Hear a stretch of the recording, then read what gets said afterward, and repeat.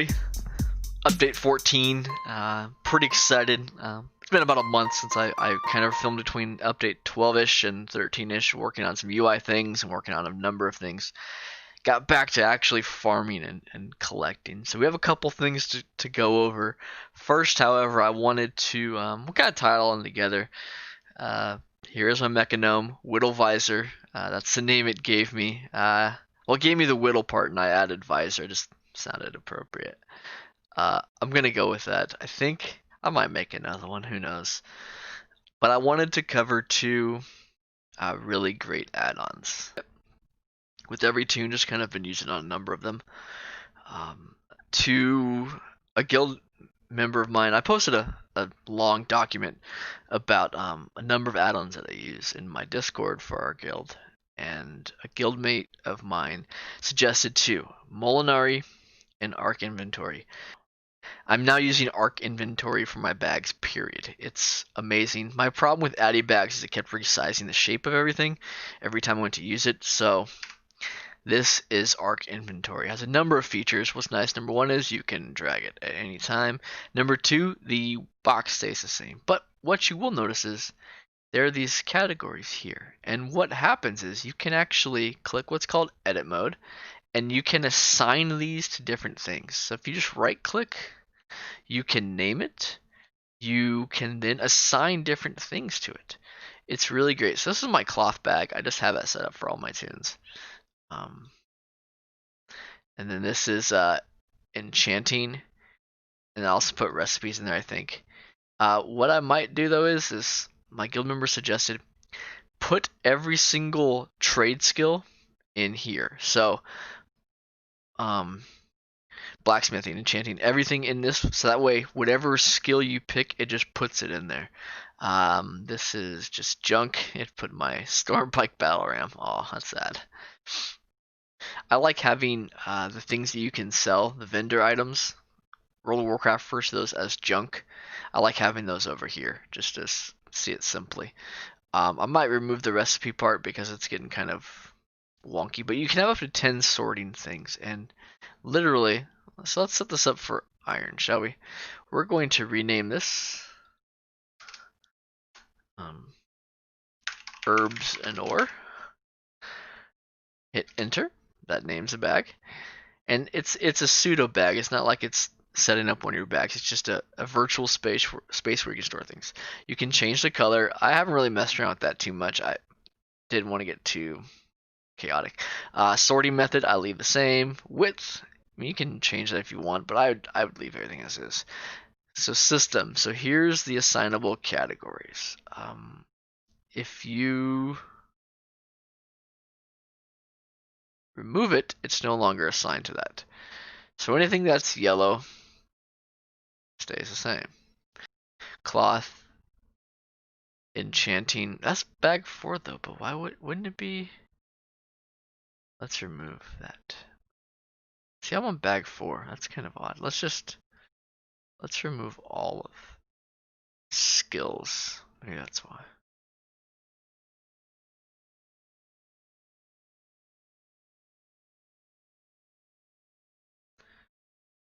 So right now what we're doing is I'm just removing everything. I'm sure there's a way to undo all this, but so it's a trade good, and we're going to go down to metal and stone, and then trade good,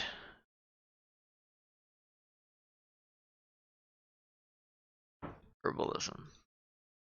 So it should put everything in there, herbs and ore, and I'll adjust the other ones. But it's really great add-on. I dig it a lot. And also, if you highlight over here, it shows exactly where the bags are kind of laid out. It's just such a clean inventory. Such a clean add-on. The second one makes life easy. It's called Malinori. It doesn't do much, but what it does do is it allows you to mill, disenchant, or I think prospect is what jewel crafters do with ore. I haven't leveled jewel crafting obviously in ages. So what you're going to do is, it's a really great add-on. So by default, whatever your breakdown mechanism is for professions. So again, prospecting, disenchanting, mining. I'm sorry, not mining. Prospecting, disenchanting, milling. There we go for inscription. You literally hold the Alt key and see how the item's glowing. You just left click it and it disenchants it for you. It's so easy to use. That's literally all you do. Pretty wonderful. Those are two quality of life add-ons that just have made things a lot easier for me. Yeah. So Mechagnomes has been kind of what I was focused on. Knocked the rep out pretty easily. And have just been working on professions, really. Professions and Blackrock Depths. Last video we did go through a whole breakdown of everything. Want to show what my progress is on Blackrock. Alright, cool. It's kind of where you get the big picture. Alright, so there's a lot here. So quests are done, just to kind of rehash. Morgan's Fruition needs to be done on a... Try that again. Alright, so Morgan's Fruition needs to be done on an intellect user and a plate wearer. Once that unlocks, it unlocks your Birth of Kef because it's the Horde version. So quests are done. Zone drops. I've bought everything I can. Those two I bought. Blacksmithing plans. So these are lying around in various locations. And if you mouse over them and all the things, it tells you where they're at. I took my blacksmith in there. It's really easy to find. Click them, added them, learned them. Alright, so have everything above this. I bought almost all this. In my 200 plus runs, I farmed it for about 60 hours, and honestly, it's a lot. I saw one blue from this list drop. It was Judge's Gavel, oh my apologies, and Searing Needle. Those are the two I saw in about 200 runs. Mar Alam's Grip is expensive. There's two up for sale right now for 17.5k. I'm going to buy those. I'm going to buy one as soon as I farm some gold. I haven't been doing old raids yet. I've been kind of focused on Blackrock Depths. These two I have. I just need to learn them on my Druid. And Ribsplitter, I cannot find this. It's not been for sale at all. I'm hoping one shows up at some point. And if I get that, that would... Now I went Gnomish Engineering as well on my Engineer just because I wanted to knock out those patterns. So all in all, I need to get Ribsplitter and Mar Alarms, and then I have everything for zone drops. I knocked out all the bosses. Just a quick heads up on Lord Rokor. The formula Smoking Heart of the Mountain only drops if you have enchanting. I ran it so many times. Since I brought an enchanter in here, it dropped. So it does drop, just you want to have enchanting as a skill. I don't know why it does that, but this guy was probably the fastest. Houndmaster Grabmar had him done first. Ring of Law was so annoying. The Banthok Sash took me forever to get. And what sucks is that item drops off two bosses in here. But I finally got that done. He wasn't too bad. The leather right here. The leather wrist took a little bit, but not horrible. He was fast. Now, Pyromancer Loregrain, he dropped the enchant weapon, fire weapon. I got like 7 of those, and they weren't on enchanters. So it's kind of odd that his dropped just totally, and in my experience, Lord Rokor only dropped on an enchanter. This guy's not bad. Now, he has a little pup next to him. And so in the Black Vault, he's there with the pup.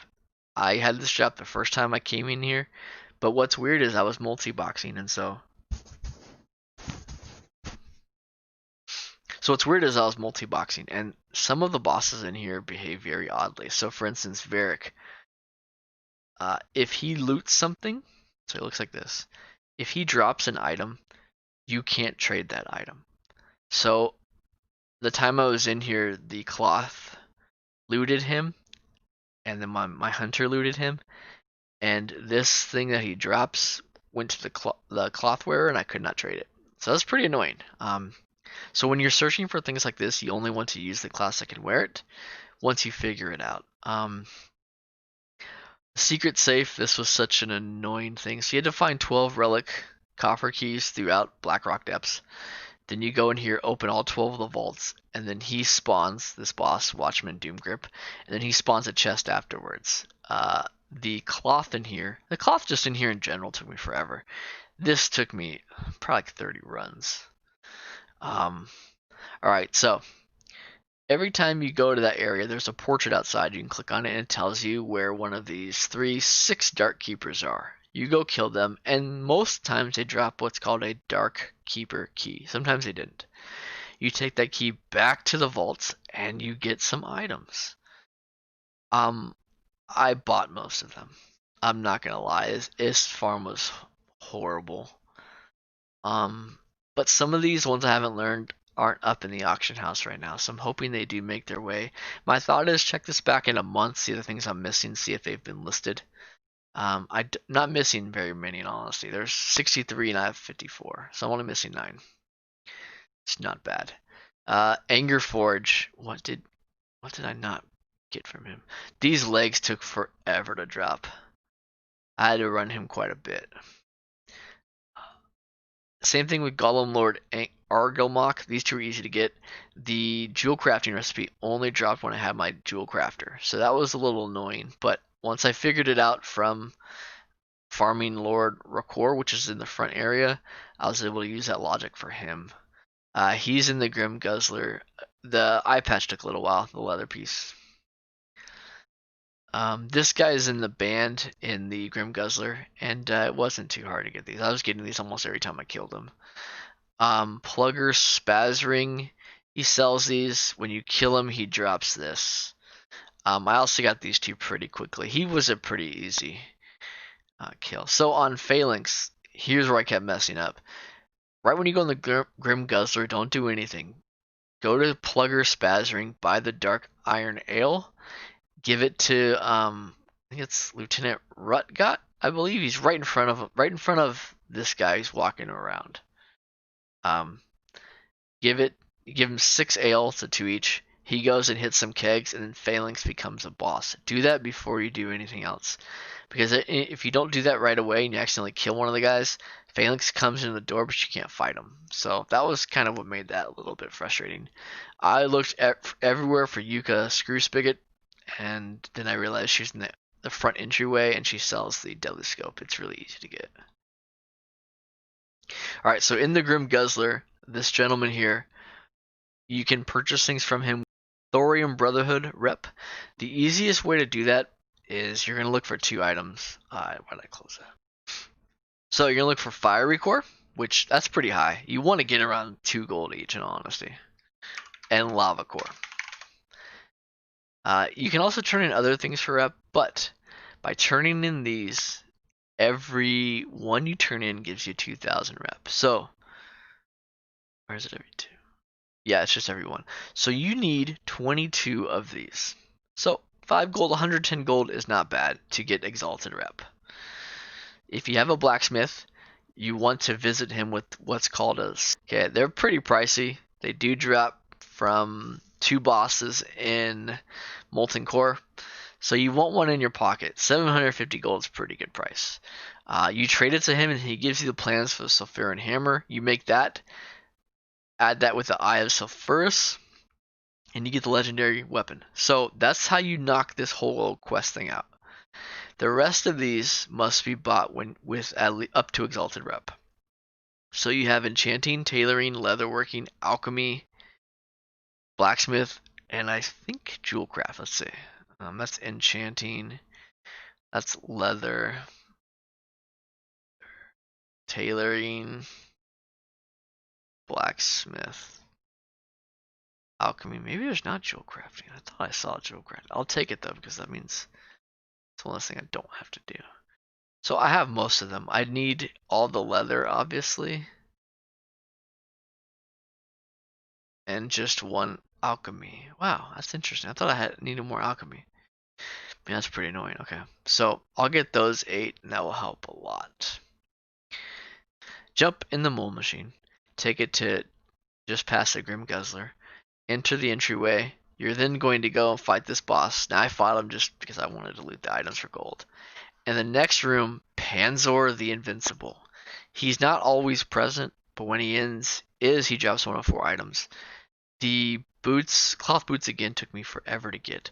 What's really cool though is if you use the mold machine, if you go to Grim Guzzler, as soon as you exit, you can type in this tar, which is target, PAN. And from that mold machine, it will tell you if it targets him, he's in the instance. About half the time, he's not even there. This was another instance when I ran multi-boxing. Only one toon could loot him. So if I needed those cloth boots and the hunter looted him, I wasn't getting the boots. And you couldn't trade these. It was pretty frustrating. In the Battle of the Seven, you talk to Gloomrel, and he teaches you how to smelt dark iron. It requires, what's it require? 2-star rubies, 20 gold bars, and 10 silver bars. And then you can smelt dark iron. 7. Alright, so the final boss. The Sash of the Grand Hunt took a while. And the Hands of the Exalted Herald. Now this has like a 2% drop rate on Wowhead. I got this twice in my runs, so it seems about accurate. This had like a 17% chance, and this was the last item I had actually from him. So it's looking pretty stellar. What do I need for? Oh, I just need to get my alchemy and leather working up, and I need to get a second engineer. But I have the plans at least though, so I'm not too concerned. I have those plans too, so that will help. But I mean, overall, I'm sitting okay, minus the 4 here, or sorry, the Mar Alams and the Ribsplitter, and then the green. So let's actually take off show collected things, and that list becomes a lot more manageable. But let's just take a look. I mean, maybe I'll get lucky. I have 1,700 gold, so. Now I don't use the completionist, so what that means is like on the counselor's circlet, if I get one of those other 3 items up there, the Emerald Crown of Destruction, the Coronet of Verdant Flame, or Sea King's Crown, I would then unlock this appearance. I've been trying to do that as well, but some of these just nothing, you know. The counselor set in particular I've had a hard time getting.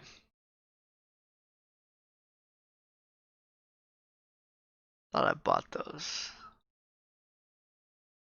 So that's what I'm going to do. I'm going to, make some attempts at just kind of searching the auction house. Let me see if I have this feeling that I did send those to somebody. Let's see. So starting from this week, whenever I farm anything, I'm going to keep a tally. That tally will consist of what I've completed for the week, and then we can kind of keep track on things.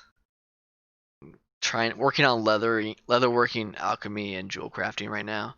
That way I can learn those patterns and really knock out more of Blackrock Depths. Just for me, it's really bothering me that the percentage is 100.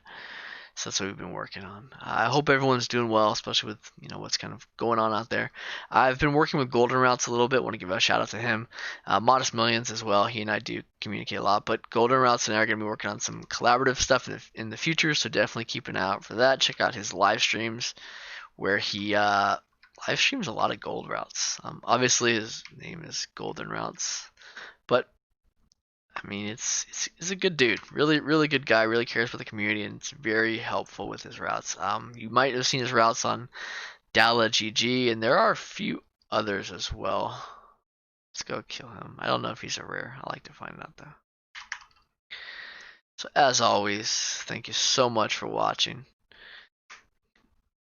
Take care, stay safe, and feel free to leave some comments below, and definitely please subscribe. Thanks all, and take care.